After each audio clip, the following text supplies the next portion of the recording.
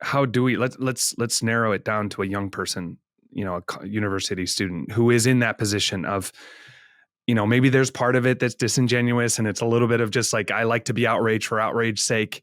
But then there's another part of them that genuinely desires to make the world a better place. And of course, we can get on board with that. How would you confront someone like that? Or how would you speak to someone like that who, it has that moral relativism, but also outrage, part of it genuine, part of it maybe disingenuous? How would you speak into that? Because I think that represents a lot of people out there. And for listeners of this podcast, a lot of people in their lives. Right. Yeah. Again, this is an incredibly important question. Do you mind if I tell you a story and then I'll answer your question? I don't. You can go anywhere and say anything. Because I realize I'm right out of grad school with my teaching degree. Now I'm in the classroom, and in my first year it was awful. Like I barely survived. And it's funny because my professors warned me, Nate, it's going to be all about survival. It's not going to go well in the first year, and that's just everyone's journey. And I was like, yeah, not me, not this guy. Yeah, it was me.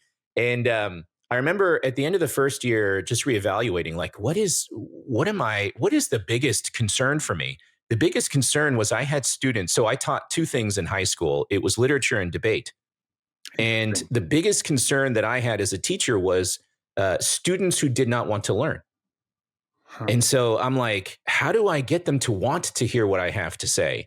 Now, this is, in my opinion, the Christians' biggest concern when it comes to evangelism is the same thing. You got people who, again, they're expressing themselves in unhealthy ways, particularly online. We have Christian convictions that we want to communicate, but then how do we do this to people who don't want to hear it, right? Yeah.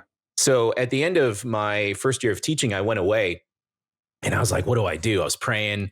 My grad professors had never prepared me for this kind of situation. And so it probably finally couldn't really, right? No. Like they said, this is just a rite of passage almost.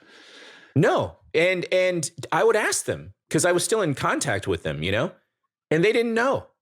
And so it was very frustrating, especially with the way my brain works. But anyway, so I just purposed to go away. And then it dawned on me, wait a second, Jesus was a teacher.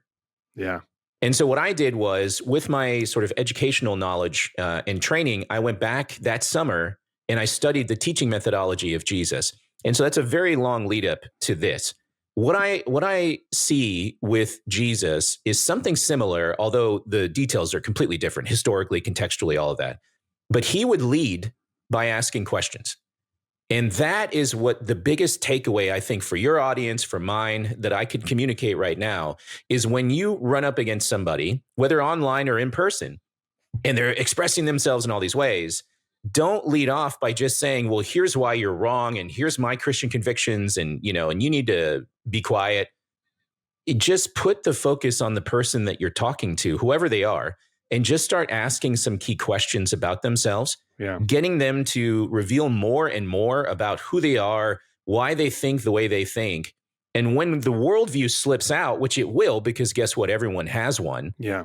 Well, then you can start to zoom in and ask even more questions about that worldview.